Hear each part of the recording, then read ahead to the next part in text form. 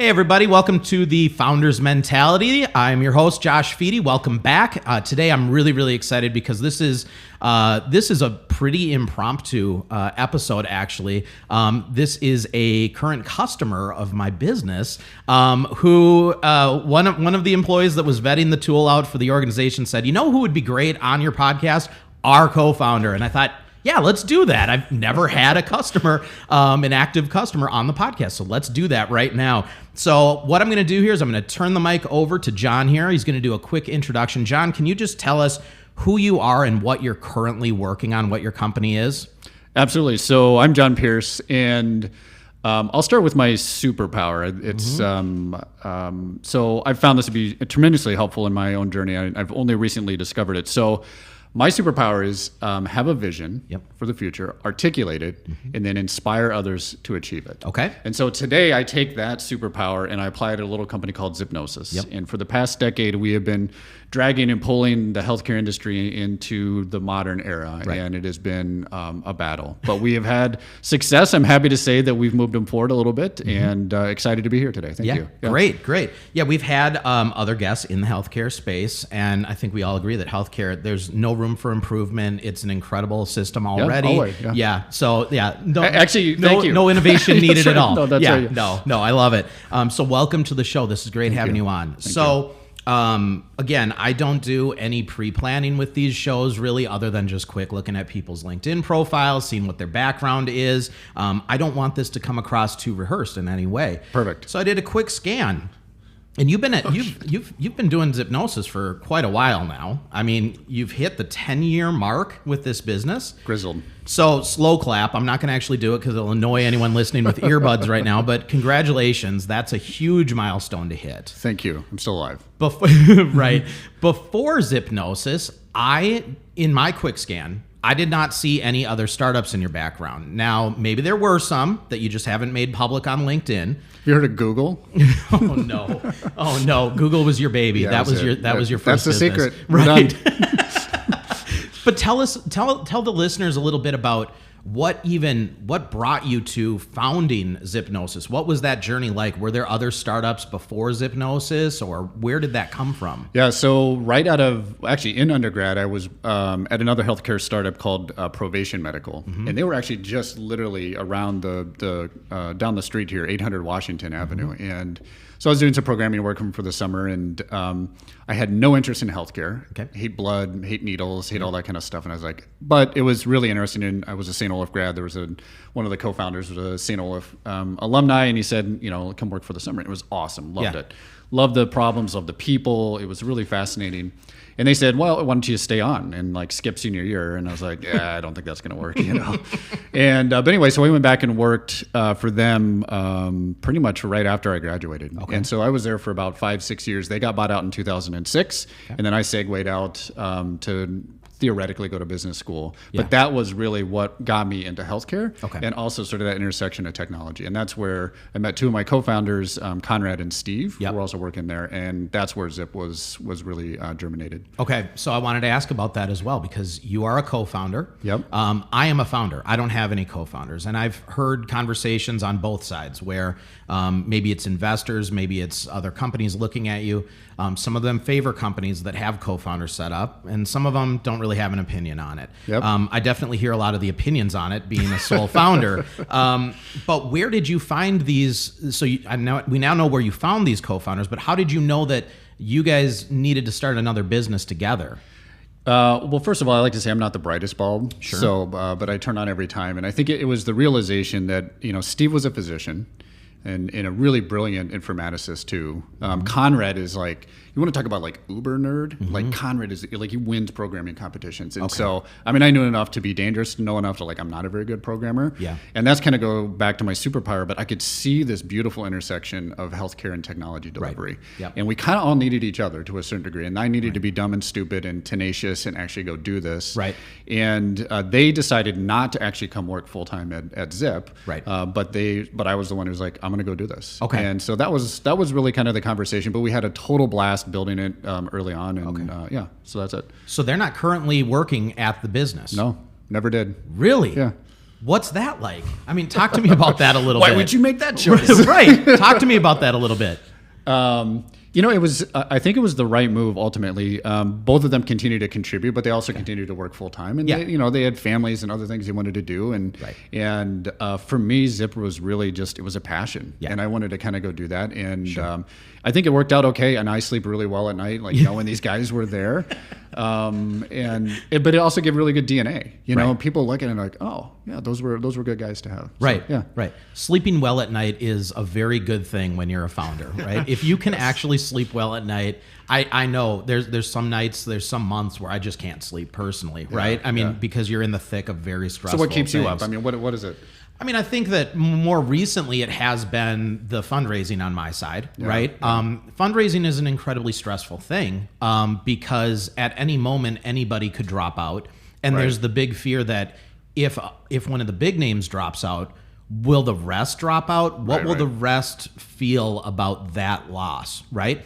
And so, you know, when you're fundraising, it's not a quick thing. It's not a, hi, I just met you. Thank you for the $100,000. Yeah. It is, let me see everything. Let me see your financials. Let me look through your pitch deck. Let me look at the competitive analysis out there, right? Let me have another 5 to 10 conversations with you. And then I'm going to decide if I'm going to move forward. And by the way, let's get your lawyers involved so that we can start racking up some legal fees. And, you know what I mean? It's a ton of things. So, you know, when an investor does drop out, sometimes that means you've lost some money as well in those conversations. But I think more importantly than that, it's just the time loss. So the biggest stressor for me, and I'd love to hear about kind of the beginning of Zipnosis as well, but the biggest stressor for me, we're in very different spaces at this time. You've been doing this for 10 years now. You have a strong team. I'm just bringing on my first official full-time employees next month. Congratulations, that's great. It's a big milestone, and I'm really excited about it. And the main reason I'm excited about it is I can't wait to be able to hand off some of the things that I know I'm not really good at, but I've had to do for the last 2 years while we've been getting this thing to this point, right? So I think that's the biggest stressor. What were those first days like for you? I mean, you had the co-founders, but still, everyone was probably wearing lots of hats. Everyone's wearing a lot of hats. You know, it's interesting to talk about kind of letting go. I think when I talk to other entrepreneurs, especially ones that are just kind of like kicking the tires, I say the number one thing of advice is know thyself.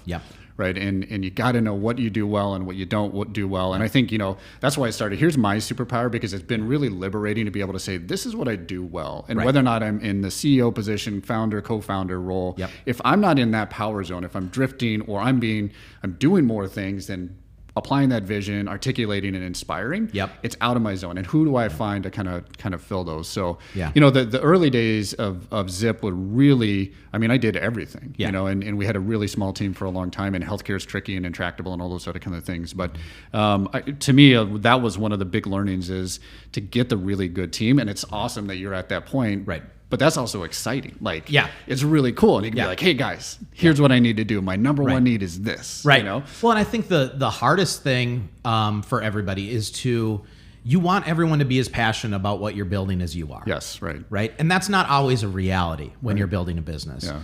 It is possible to find people that are very passionate about what you're doing. But I think that for me, I had to take a little bit of a step down and realize that not everybody is going to want to put in 80-hour weeks to make sure that this thing is a success. That's a half week, right?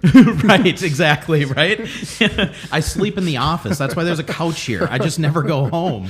But you do want to find a core team that is going to be passionate about it, that understands the mission, that understands the, you know, how this is going to impact businesses and the world. And in your case, I mean, the world in your case. So that was the hard thing for me, was just making sure that I had the team. They were working as contractors for me. My big stressor was, can I get them to take the leap with me into full-time employment with this? Because if I can't get them, they're really the team that I believed in from the get-go. They're the team I wanted to be a part of this. That's awesome. What if I lose them?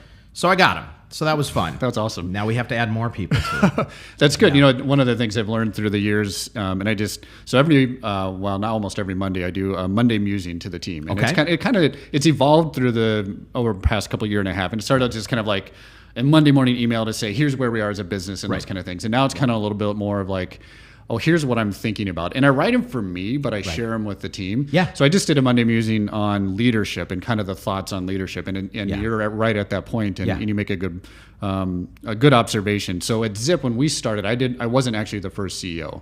And the guy that we brought in sort of fit the archetype of what I call a black hole leader. Okay. I think there are black hole leaders, and I think there are supernova leaders, right? And the black hole leaders are just as powerful, but everything is about them, man. They just suck you in, right? And it can be the gravity of them can be really alluring, right? And you can build really big, powerful businesses with a black hole leader. Yep. But I like to think of myself as more of that supernova, right? Where we're bringing together stars colliding and creating entirely new galaxies, and that's that's exciting. And when you have the opportunity to work with talented people, I'm drawn to them, right? And you're drawn to each other, and done correctly, boom, you get some really cool stuff. Yeah. And so that's the way I think of, when, as opposed to, and for me, it also kind of helped get away from like, oh, do I need to retain? And it's like, no, you can't keep everybody. Like I want to keep the best and the brightest. Yeah. But for me, when I think about whether or not I've been successful in my role as a leader in the twilight of my life, I want to be able to look back and have it illuminated with the stars that I've worked with, right? And to me, that helps, especially as in the hiring and the growing process. It's like, do you want to come collide with me for a little bit? Right. Do you want to create some cool stuff? Right. And it might be time for you to go do your own thing one other time, and that's great. And we've had the fortune of doing that with many, many, many very talented people. I'm really glad we're meeting here. I think we have a lot of similarities. I mean, one thing that I would say is probably my biggest skill, and one thing that I tell a lot of founders to be very aware of are their strengths and weaknesses, and to always be intentionally surrounding yourself with people that make up that difference, right? And people that are so good, in fact, at what they do that you don't need to micromanage them. No. That you have the conversation about, these are the goals, these are the objectives, are these feasible, can you do them? Great, when can you do them by? And that's the last conversation you have to have until they do it. Those are the kind of people you want, right? Absolutely. I think and it's good too, because I think it's really hard as an entrepreneur to know what to hold on to and what to sort of let go. But it sounds like you've got a really good grasp on that, and it took me a long time to learn that. Right. And I'm not the brightest bulb. Well, and I love this black hole supernova concept. This is great. So Trevor, you can't see Trevor or anybody watching the video or listening. He's being silent. He's off in the corner He's right not breaking now. Things. He's taking notes. No, but Trevor's a great guy. I met him couple months ago, had multiple conversations with him. I would instruct Trevor at this point that your new podcast should be called the Supernova Leadership Podcast. I think that could be huge. It's a bright idea. Trademarked right now. I just did it for Thank you. Yep, it's fine. No, I own it. I own it. Yeah, no, you're going to do this for me. You're going to produce this for me. No, okay. Noted. No, I love that. Keep your mouth shut. And I can, exactly, right? And I can see with this black hole CEO, I can see where that could be very positive in some instances, and I can see where that would be insanely negative in others.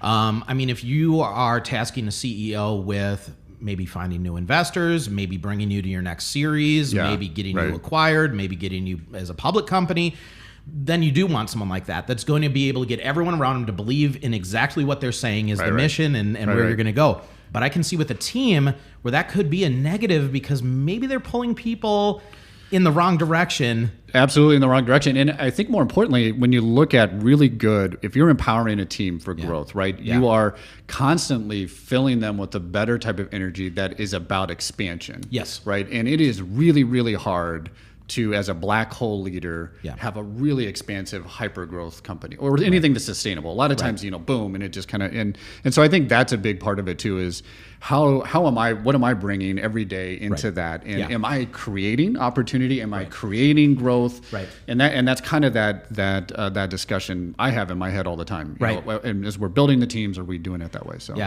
I recently had a discussion. I can pretty confidently say at this point, I'm pretty close to being a black hole CEO. So I'm going to be very cognizant of this moving forward, because I recently had a discussion with my developer. We were having a discussion about a product owner that I really want to hire. Okay. And he had a meeting with this person, and this person asked, "Tell me more about this Josh. Like, is he for real? Like, what's the deal with this, right?" And he said, "Look. He's salesy, but he's genuine." Right? All right. And I think that my background has been in sales for 20 years. Yeah. And I think to be a good salesperson, you almost need to be a black hole salesperson. You want everyone you walk into a room with to say, I want to jump on that ship. I believe in this salesperson. They're bringing the right strategy. They're bringing the right mission. They understand our company. We're going to move forward. That's this is something I'm honestly going to take out of this that I'm going to have to pay attention to, because I don't want to be too far of a black hole Right. CEO. Because what happens when you don't show up, right? What happens is you can't kind of feed that. And I think it's hard too, because it's certainly for me, I had so much personal identity wrapped into Zip, right? You know, and it's like, God, if this isn't working, then it's here. And so I think it's kind of helpful to just kind of back away and be like, am I thinking of building this as a sustainable, durable business? Right. Beyond just sort of what, I mean, if it was just me and a few buddies hanging out and, you know, shooting the shit, not a big deal, right? Then it's fine. But, you know, we've got investors and we need to grow it. And so am I thinking or being intentional about that? Do I know myself well enough to say like, Pearce, you can't do all this. Right. Like literally you can't. You know? Right. So Anyway. It's a good thing to realize, because it will just lead to nothing but burnout. And the second it leads to burnout, everything crumbles. Okay, so I want to talk just a little bit about specifically what Zipnosis does, because at this point, there's probably people listening to the show that are going, okay, that's cool, but he still hasn't said exactly what this does, and maybe they're interested. We know it's in the healthcare space. We know it's in the healthcare tech space, but what does it do? What is Zipnosis? What is the technology? So our business today is we license our virtual care platform to healthcare providers. And effectively what we allow you to do is to do a virtual visit, something you would normally go into the clinic for at the convenience of your phone in your home.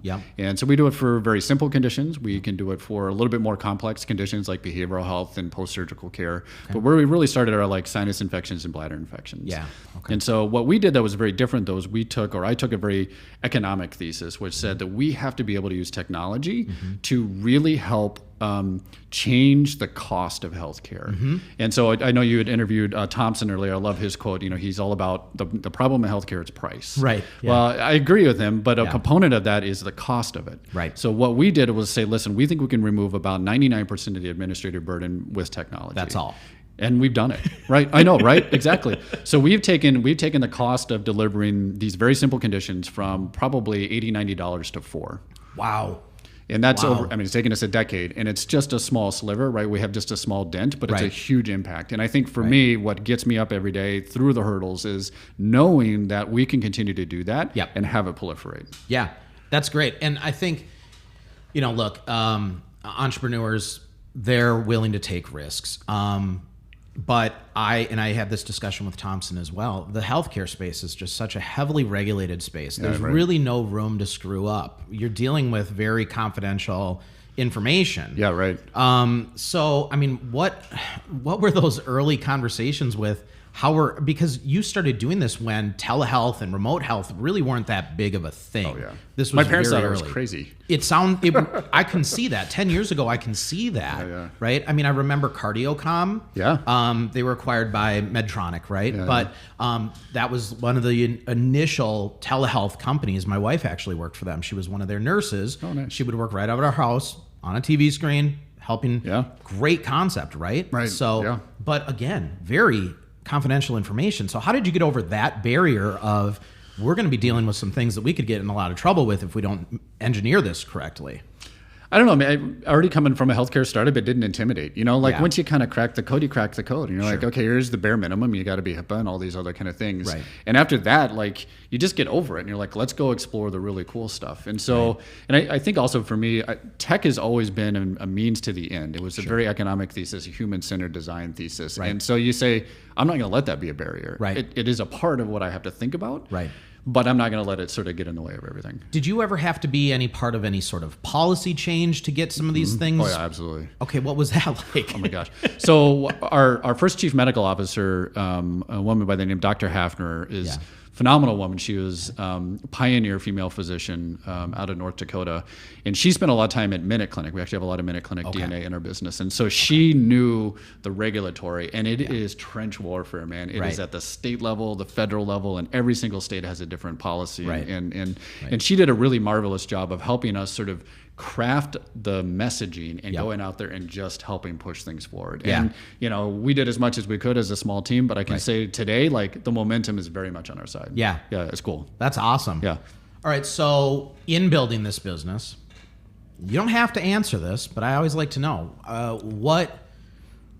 what's one thing that you would do differently?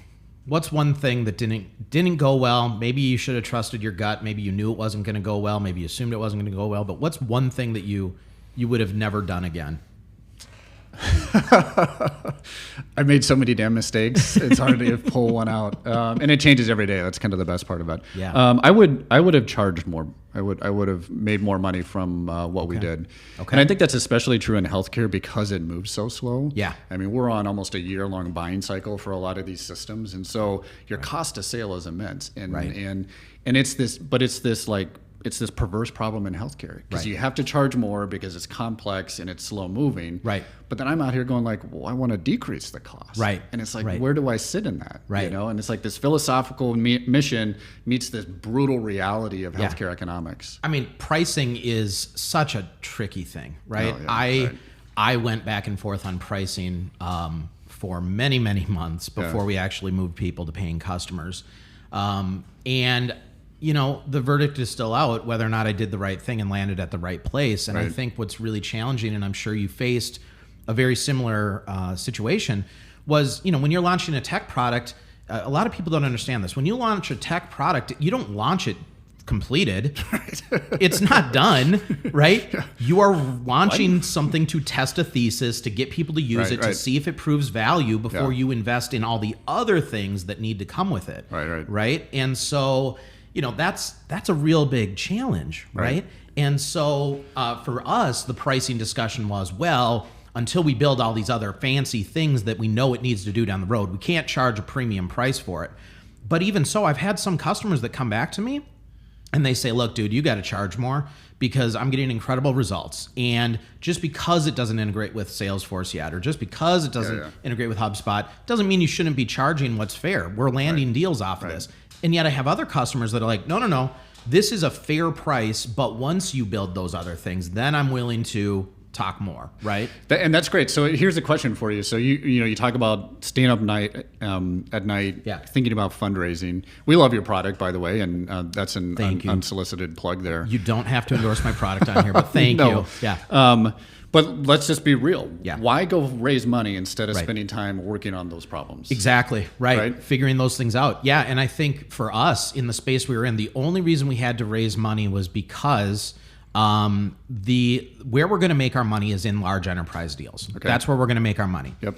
And when we talk to marketing teams and sales teams in large enterprise companies, the first thing they ask is, will this integrate with our CRM? Yeah. And it's a prerequisite. So anyone listening to the show, and maybe I'm totally wrong on this, but anyone listening to the show, especially if you're building a product that is going to be in front of a sales team, those are the first questions that you're going to get asked, because sales managers and marketing teams have become, that's their lifeblood. Absolutely. They're hooked up to Every that. day. Yep. The conversations aren't happening in person. They are happening through analyzing the data coming through the CRM, and everything has to integrate. And if it doesn't, they see that as a barrier of entry. Now, does the product operate independently on its own? Yes. But would it be simpler if it automatically did these things? Yes. So it's a nice to have, not a need to have. The fundraising came for us from the necessity to get those things done very, very quickly, because then revenue will go through the roof. They're queued up, they're ready to go.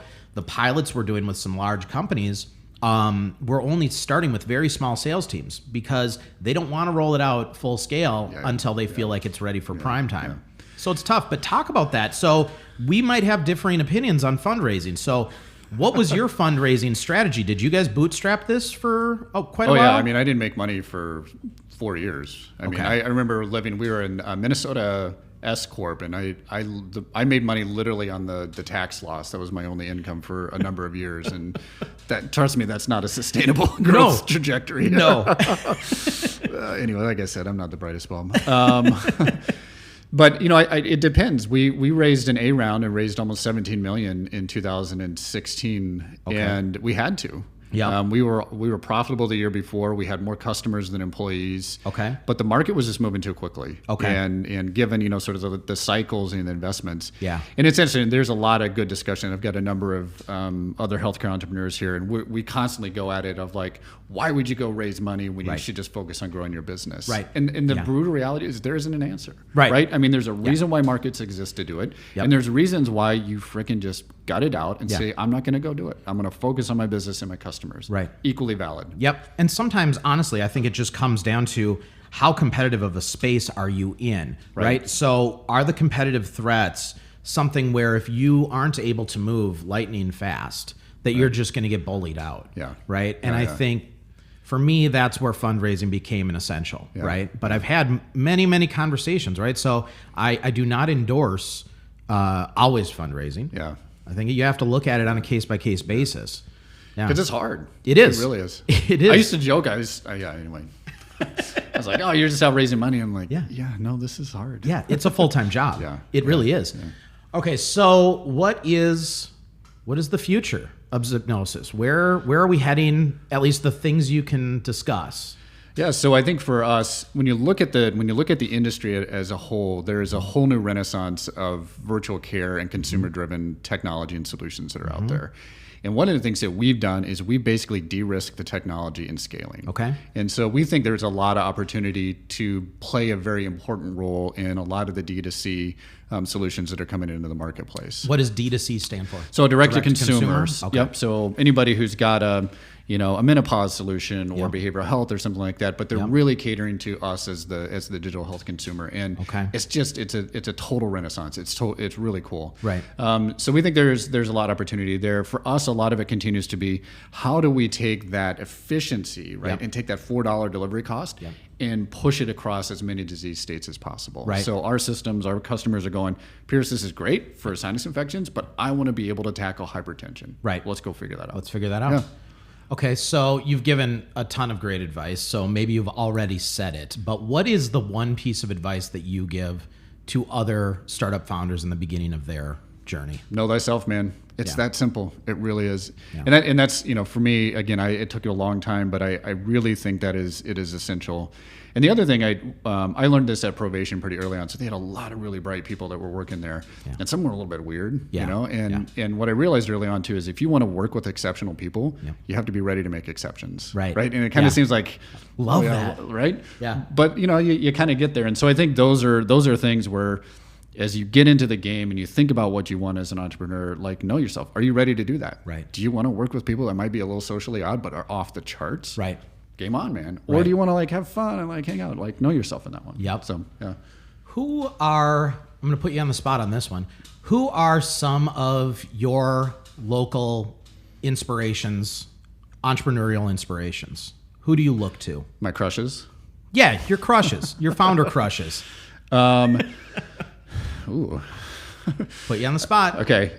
So one would be Kyle Rolfing. Okay. Kyle has been a good friend and partner in the Zip journey and beyond. And I think he has done a phenomenal job of being a leader in this, a quiet leader, yes, but a very transformative leader. And he speaks softly and carries a lot of weight. And I can tell you that probably on half of the healthcare entrepreneurs in this town would likely say the same thing about Kyle. So anybody that doesn't know Kyle, UHC, and now Bright Health. Right. So incredible pedigree. And yes, I've met him a couple of times. Incredible person. Yeah. Very generous person, actually. Very generous. Yeah. Okay. Very authentic, and that's what I love that about, people who have been, good inspirations for me are you look for that consistency, right? And it doesn't mean you're always right, but there's something about it that's just like, you're a good human being and I can trust you. Yeah. He is very much a good human. Yeah. Okay. I like that. All right. Well, how about you? So I need to have Kyle on the show.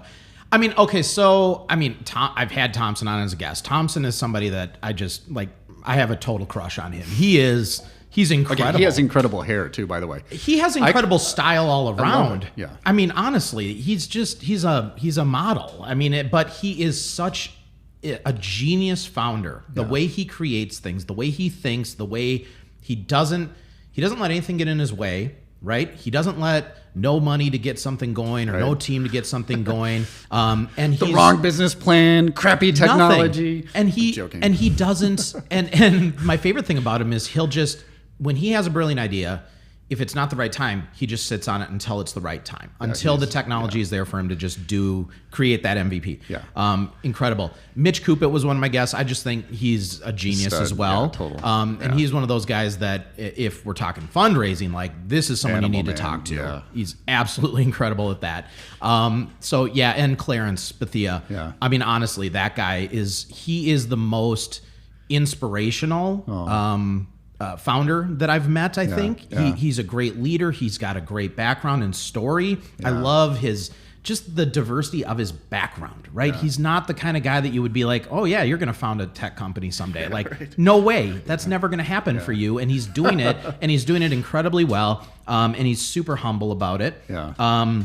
And then so I'm going to give you a whole bunch. The last one I would mention. I can picture your ceiling and your wall in your home, right? You know. It used to be posters of famous musicians. Now it's local founders. But they're probably my favorite local founder that nobody ever talks about is a guy named Bob Gardner. He owns Gardner Builders, and the reason I love him so much is because of the leader that he is. When I first met him, I was doing a project for a nonprofit organization, and his employees came to the groundbreaking celebration of this. It was the Wolf Ridge Environmental Learning Center, and they were building a living building challenge.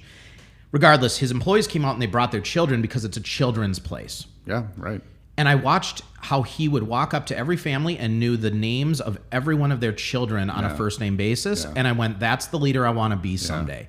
That's my inspiration. So above all else, this is a guy that doesn't get a lot of fanfare in the town, but his business is growing like crazy. He's doing really good work, and he's an insanely inspirational leader. You know, it's interesting too, if you were to sort of paint the caricature of the founders that we respect, that is not what gets usually represented in the entrepreneurial community, right? The hallmarks of great entrepreneurs are not those. They're not humble. They're not consistent. They're not people first and sort of that value. And it's interesting because I think that a little bit of that is some of the hype that goes with some of the fundraising too, because there's almost this machine that just kind of prints out this, you got to be this and you got to do that. And the reality is like, this is your life, man. Right. This is what you're doing with your life, and let's be respectful of that. Right. And how do you bring that and still want to have a bold vision and make money and do all those other things? But that's where I think we need to continue to push forward that narrative. Yeah. So you can still be treated as a really important human being. Yeah. And still be a successful CEO in a startup company. We couldn't have ended it on a better note than that. I love that, Jon. This was really, really great having you. Thank you on the show. Ditto. Thank you for coming into the office and joining me for this one. Thank you to your team for making this connection happen. Sure. I really, really appreciate it. And I want to stay in contact with you. You will. So, maybe in 6 to 12 months, we'll have you back. Maybe there'll be some big news that you want to talk about. Maybe something comes up. Or a decade now, and I'll still be here. Maybe re-listen and you go, geez, there was 3 things that I really wanted to talk about, and he didn't let me do it. We'll do it next time, okay? All right, but thanks, everybody, for joining. And we will be releasing another episode in just 2 weeks. I'm having some of my favorite local founders from Superbook that I was in the beta program with on to talk about their digital binder system for lawyers. So it's going to be a really fun one. So thanks for joining. We'll talk to you soon. Bye.